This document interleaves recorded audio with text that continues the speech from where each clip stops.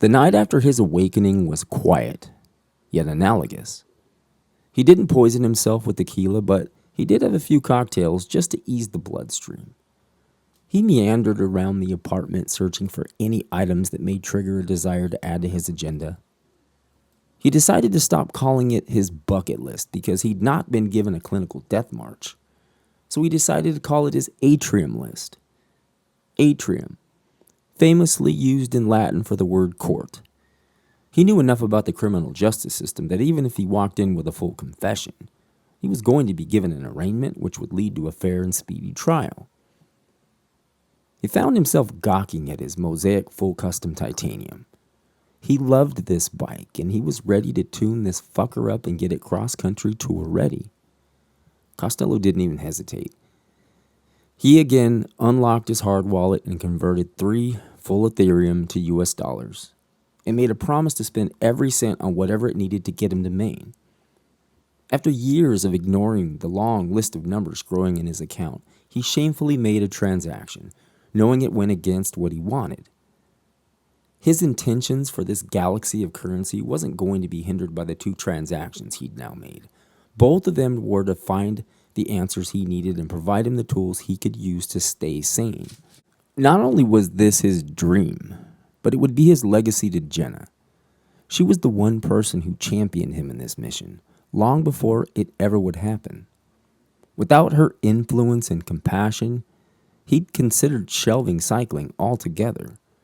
So many of his friends were evolving into these fair weather types who were hopping from trend to trend.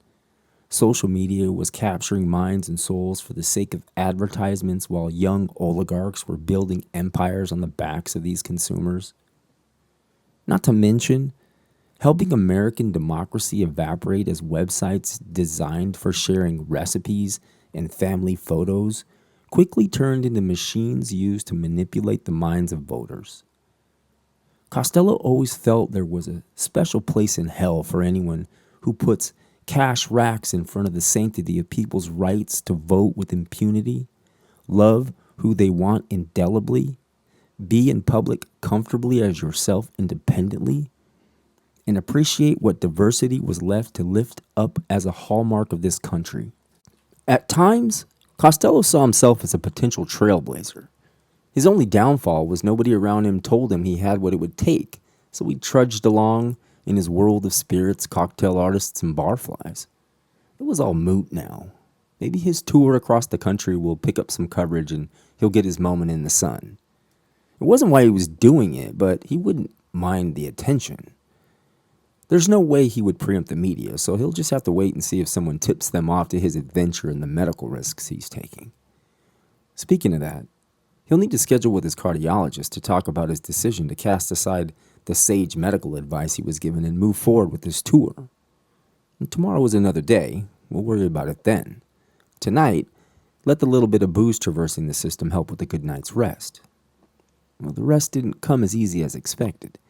Even though he'd cleared a hurdle that helped him answer several questions lingering and pecking away at him, the shift to now structuring plans for the future kept his mind racing. It was so much information, he never even considered reaching for the bottle. Costello realized this decision-making was right in his wheelhouse. It was just pulsating through his thoughts and not letting him rest. He decided to quickly conjure up some solutions that he could amend later. This allowed him to close his eyes, even though they were bouncing around like beans on a hot plate, and finally get some rest. August 10th, 2024. The morning came early. A 6 a.m. wake-up came quick and came with crispness. He popped right out of bed and right into the shower. No need to investigate the apartment for surprise leftovers or broken goods. Just one glass he rinsed after having a few cocktails. No new toasts plastered to the refrigerator. It was refreshing. He confirmed his Ethereum was transferring, and then he stared at his mosaic over 2 cups of coffee. Same as always, beans from New Hampshire with oat milk and brown sugar. Costello Googled the number for Los Angeles Sheriff's Department. He lived in LAPD jurisdiction, but figured the Sheriff's Department would have better options for explaining his interstate travel that resulted in the deaths of 2 people he had never met. He wasn't going to call them today, but he felt good knowing he had the number prepped for when the time came. He called his primary care physician and was transferred to an answering service because it was Saturday. They asked if he had an emergency, and he explained he just wanted to be referred to his cardiologist. The answering service said due to the lingering pandemic, they could request an authorization for a specialist visit without him coming to see his primary care physician.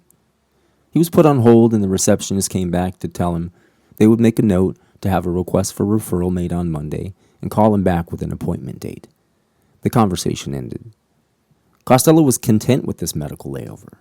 He needed to really dive into his psyche and determine what are the things he needed to accomplish before heading off to Maine. He knew immediately he would wait until he completed the tour to inform Jenna's family. Jenna had spoken with her parents extensively about the dangers Costello faced regarding his cardiac condition. He didn't want to worry them, just surprise them with a mission accomplished once he completed the tour, and more importantly, visited locations Jenna had arranged for them to visit. Many of his other Atrium list agenda items were rather simple. He'd never visited the Baldy Mountains, been to Disneyland, assisted at a domestic violence shelter, or told an old boss what an absolute piece of garbage he thought he was. He had no children, nieces or nephews, so he considered what to do with the remaining balance of his digital currency in the event he were sentenced to life without parole. He oddly called his boss and asked if he could cut his leave short and return to work. Suddenly, his logistical planning felt like it would process better if he was focusing on work as well as his life. He'd spent so many years focusing solely on work that he didn't want to now juxtapose the focus on his life in a converse fashion. He saw it best that he shared the two and found a way to be a complete person while planning his path to a potential lifetime of incarceration. His boss said the temp filling his position was guaranteed at least another week at the position and couldn't cut that short. Costello understood and offered to work with the temp wage-free. His boss explained the labor laws and her inability to deploy someone wage-free, but found a loophole allowing Costello to work for additional leave time. He jumped on it. Costello would return to work the very next Monday, the 12th.